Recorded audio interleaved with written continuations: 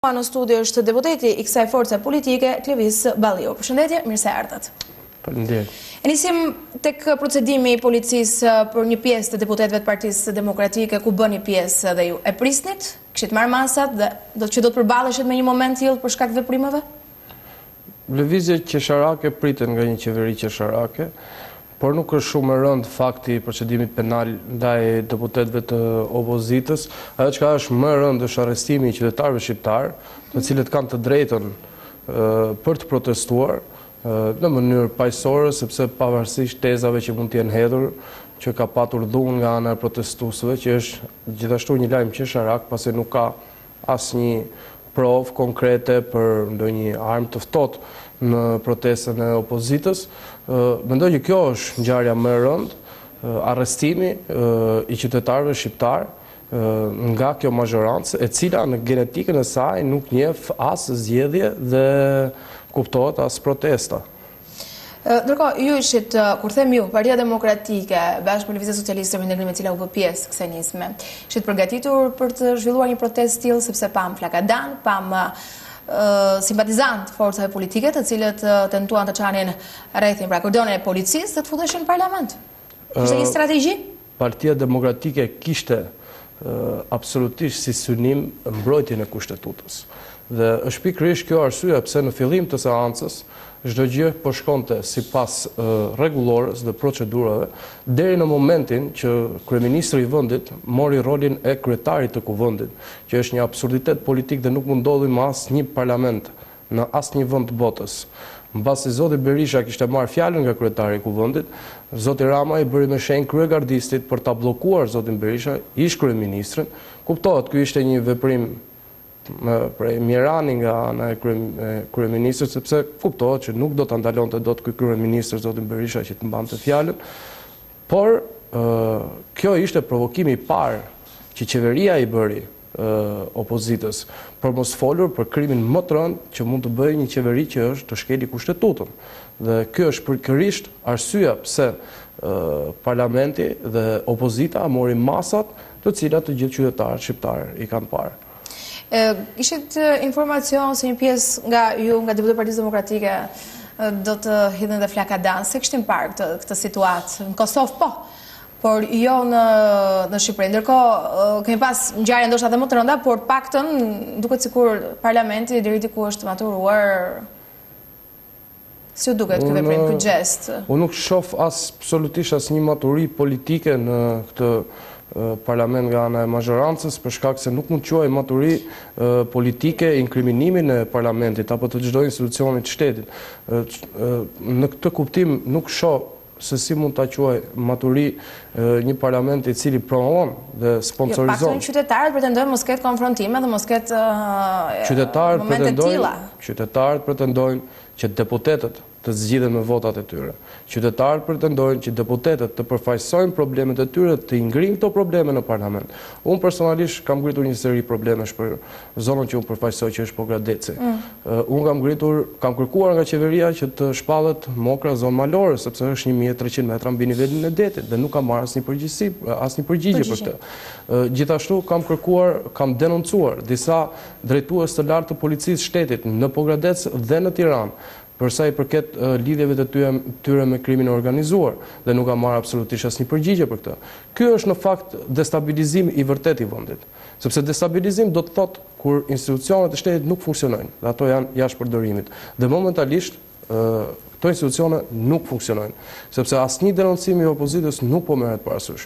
Duhet themi që dosja Tahiri, pavarësisht se është akuza drejt tij janë thënë rreth 4 vjet nga ana e opozitës, ato u morën seriozisht vetëm pas një raporti të antimafjes italiane, çka është një gjë shumë e rëndë. Pra kjo qeveri ishte e detyruar të ishte në dorë të kësaj qeverie, ajo dosje nuk do ishte hapur kurrë.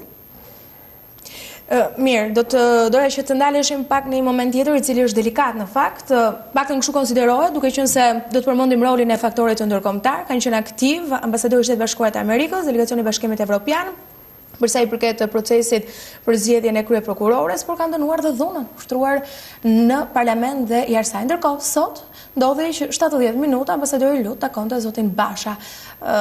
Dim diçka fillimisht nga ky takim? Pikëspari, mënyra se si e shoh unë qëndrimin e Shteteve të Bashkuara dhe të Bashkimit Evropian të ndërkombëtarëve në tërësi dhe diplomatëve tjerë shumë të rëndësishëm në Shqipëri, të cilët janë absolutisht janë faktor dhe janë arsye kryesore e demokratizimit dhe të Shqipërisë nga një diktaturë e egër në mos më e egër në Europë. Këto faktorë janë të respektuar nga Partia Demokratike dhe kanë dhënë provën Partia Demokratike, siç ishte rasti i marrëveshjes së 17 majit, e cila i merr këshillat e këtyre ndërkombëtarëve dhe i bën një analizë dhe pastaj merr një vendim. Dhe në rastin e 17 majit tregoi që opozita mund të bashkëpunojë, ditë bashkëpunojë në interes kombëtar. Në këtë kuptim mund të them që po njësoj është qëndrimi i opozitës për sa i përket faktorit ndërkombëtar në këtë rast. Në asnjë fjali nuk përmendet një emër i deputetëve të opozitës nga Shtetet e Bashkuara apo nga faktori ndërkombëtar. Ato që thot faktori ndërkombëtar është që duhet bërë reforma drejtësi, që reforma drejtësi është e nevojshme për Shqipërinë. Dhe Partia Demokratike është absolutisht koshjente dhe mbështetëse e reformës në drejtësi. Por nuk mund të presim që një ambasador të bëj gjithçka për ne. Edhe ne duhet të bëjmë punën tonë, që është denoncimi kur ajo reformë nuk zbatohet ashtu siç duhet. Dhe këtë po bën Partia Demokratike. Mirë, takimi që pati sot Lu me zotin Basha dhe të tjerë eksponentë, nuk e dim se gjithçka është hermetike, po ndoshta ju mundini diçka bën që Partia Demokratike ndoshta të ndryshoj kurs në janar? Kishit opsione dhe djegjen e mandatit, propozuar nga zoti Berisha e zoti Basha, sikur e la të hapur? Vendimi jon për sa i përket marrëdhënieve të Partisë Demokratike me Parlamentin do një analizë të thellë, të thellë, dhe pastaj do të marrim mendim dhe do ta bëjmë zyrtare vendimin tonë.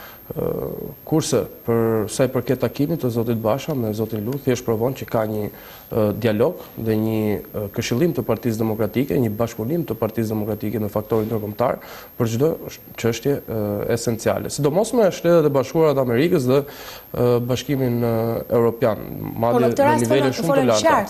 Në këtë rast folën qartë, dhuna u bën nga Partia Demokratike dhe LSI-ja. Qëndrimi i Partisë Demokratike për sa i përket përzgjedhjes së kësaj, nëse mund ta quajmë zgjedhje të kësaj zonjës kryeprokurore, është antikushtetues. Dhe nga kjo nuk mund të lëvizet sepse është kushtetuta që e thot. Nuk e thot Partia Demokratike, nuk e thot Lulzim Basha, nuk e thot as Klevis Balliu, nuk e thot absolutisht, nuk e thot një individ, e thot kushtetuta. Kushtetuta kërkon një kryeprokurore me konsensus. Prandaj është vënë me 84 në mos gaboj vota dhe Partia Demokratike thjesht kërkon zbatimin e Kushtetutës. Në cilin do vend të botës, dhe mund të pyesni cilin do jurist serioz që nuk ka bindje politike, në qoftë se një ligj mund të shkeli Kushtetutën, atëherë drejtësia dhe gjithçka për atë vend merr fund. Është Kushtetuta dhe pastaj vijnë të tjera. Dhe qytetarët shqiptar u ngritën pikërisht për këtë, sepse sot i cënon të drejtën e paturit një kryeprokuror, nesër mund të cënosh të drejtën e votës. Kush ishte në vit të parë të kësaj proteste? Se protagonistë ishin edhe Lëvizja Socialiste për integrim. Si pritet ishte një bashkëpunim. Kjo lloj qasje? Ajo protestë ishte një bashkëpunim. Mund të them këtë që në vit parë ishin shqiptarët, të cilët unë gjej rastin t'i falenderoj përzemërsisht për mbështetjen që i kanë dhënë ndër vite Partisë Demokratike. Kjo protestë nuk u bë për Partinë Demokratike, kjo protestë u bë për të mbrojtur Kushtetutën, e cila mbron të drejtat e qytetarëve shqiptar. Dhe është një barbaritet që një polici dhunon pa arsye qytetarët, të cilët ajo paguhet me taksat që ata pagojnë për t'i mbrojtur këta qytetarë. Është një turp që një nga deputetet më të reja të Parlamentit shqiptar dhunohet nga Policia e shtetit, si Florida Kërpaçi, është një turp që gra, burra, të rinj dhe të reja u dhunuan nga kjo polici. Është po ashtu një turp arrestimi pas protestës i 3 dhe 3 të këtij vendi. Ndërkohë tek numri i protestuesve, në gjykimin tuaj, sa protestues kanë qenë që u mbështesnin? Sa qytetarë ishin? Nuk dua të bëj, as nuk ja kam iden që të jemi sinqert se sa mund të jetë numri. Pjesëmarrja ishte e kënaqshme absolutisht, sepse duhet llogaritur që ishte brenda 24 orësh dhe në një orar në mëngjes Domethënë, kur flasim për vende si Tropoja, bie të nisesh nga ora 4 e mëngjesit për të ardhur aty, ndaj dhe pjesëmarrja ishte shumë e kënaqshme, dhe mendoj që mbështetja është në rritje, siç vërtetoi edhe vetë kjo protestë. Mendoj që euforia e njerëzve dhe fryma e njerëzve është në rritje kundër kësaj qeverie, pasi ne kemi parë protestat opozitës të cilat kanë patur pjesëmarrje masive, ndër më masivet që janë parë ndonjëherë në histori të politikës shqiptare, të paktën në këto 27 vite, dhe nuk kemi patur absolutisht asnjë problem dhe asnjë incident. Kjo protestë nuk mund të thuhet që ishte më e madhe që ka organizuar opozita, por absolutisht kjo ishte më e vrullshmja që ka organizuar opozita. Jo se organizoi opozita, por sepse janë qytetarët shqiptarë të cilët nuk mund ta durojnë më inkriminimin e vendit dhe varfërinë, të cilën ky bashkëpunim i qeverisë Rama me krimin organizuar i ka sjellë qytetarëve shqiptarë. Klevis, faleminderit që ishe me mua në studion edicionin qendror të lajmeve. Faleminderit juve për